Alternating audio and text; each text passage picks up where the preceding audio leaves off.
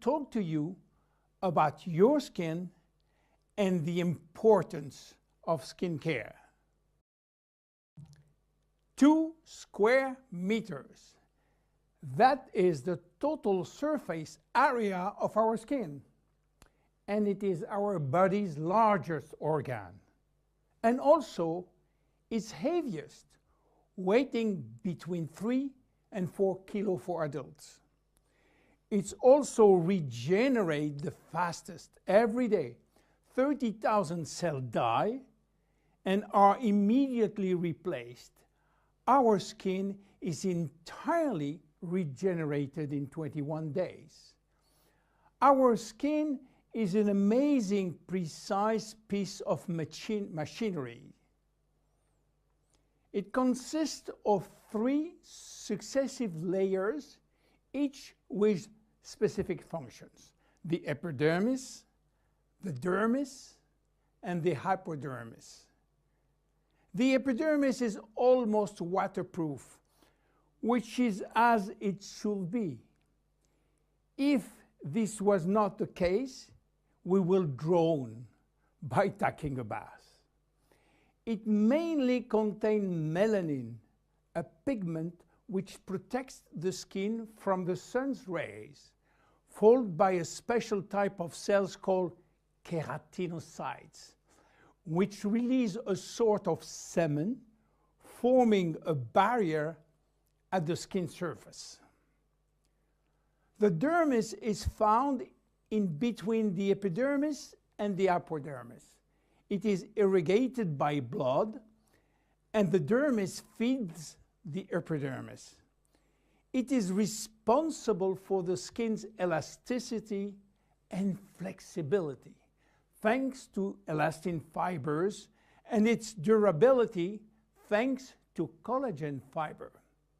It also contains aminoglycan, which act as sponge, allowing the skin to retain water. The hypodermis is the deepest layer of the skin.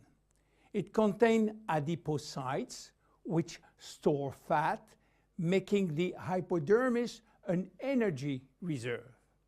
It is therefore a heat source, a shock absorber, and protects us from the cold by insulating us. Our skin is a very resilient organ, capable of regenerating itself and of healing itself by producing scar tissues. It is represent our organism's first line of defense against external aggressions. It protects it from chemical attacks, solvent, detergent, and physical attacks such as heat, cold, or humidity. It also protects us from microbes. Our skin also contains our sweat glands, which secrete sweat when our body is too hot. Sweat cools our body down by evaporating from the surface of our skin. Our skin also mirrors our mood, getting goosebumps when we are afraid or blushing when we feel intimidated. Our skin also allows us to perceive our surrounding through touch, thanks to the nerve endings which is contained. Its sensitivity tells us about the temperature and warns us about pain and friction. Normal skin requires delicate hygiene product with respect it and clean it gently, preserving its radiant health.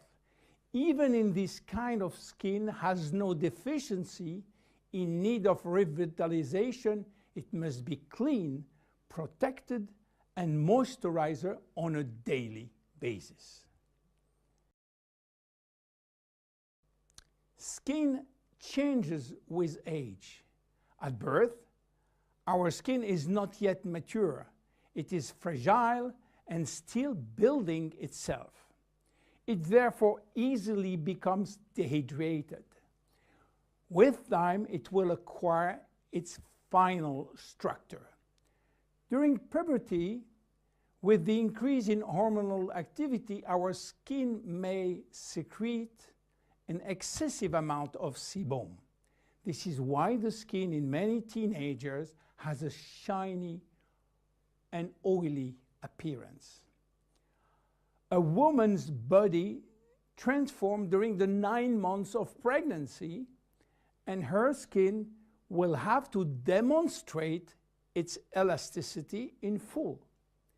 Stretch marks may appear. The skin stretches very quickly, and the collagen fibers tear. During menopause, starting around 50 years old, the skin thins, become drier, and appear more wrinkly. Age spots may appear. The skin also lost some of its elasticity and malleability. But the seasons have also an influence on your skin. Winter, in particular, is a strain on your skin. It will dehydrate it. Failing temperature reduces the skin's sebum production. It becomes dry and fragile. The first to suffer from winter is the skin on your hands and on your face. Spring is a turning point between the dry cold and the warmth of summer. Our skin can breathe and take in the sun. Yet spring is also when pollen and allergies appear, and they can be a source of irritation. When summer arrives, our skin is radiant and revitalized by the sun. But we must be careful. The sun is shining and flooding us with its UV rays. Our skin also tends to dry more easily. It might become dehydrated and crack. Just as for spring, fall is a turning point. Our skin is getting ready to take on winter. It is once more subjected to constant friction. Now, how do wrinkles appear? They develop in the dermis as well as in the epidermis. They always become with a reduction of the epidermis' ability to retain water, which leads to very fine wrinkling. At the same time, the hypodermis fatty layer gradually disappears, which lead to larger wrinkles. Finally, the dermis is affected. Elastin and collagen fibers become rare, and the skin loses its bounce. The skin begins to sag, and wrinkles form everywhere. How should we take care of our skin? Skincare starts with cleaning. In order not to attack the skin and respect its delicate balance, make sure to use a physiological cleanser which is specially formulated to take gentle care of your epidermis. The skin is directly surrounding the eyes is 10 times thinner than that of the rest of the face. To cleanse it, select a very gentle product. Once or twice a week, make sure to also use an appropriate scrub. It should be both effective and gentle and respectful of the skin.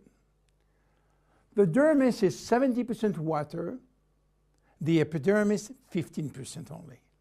In order to maintain proper hydration, it is therefore important to choose daily hydrating care products which help to balance the water levels within the skin. No matter the season, select a daily care regimen which include sunscreen.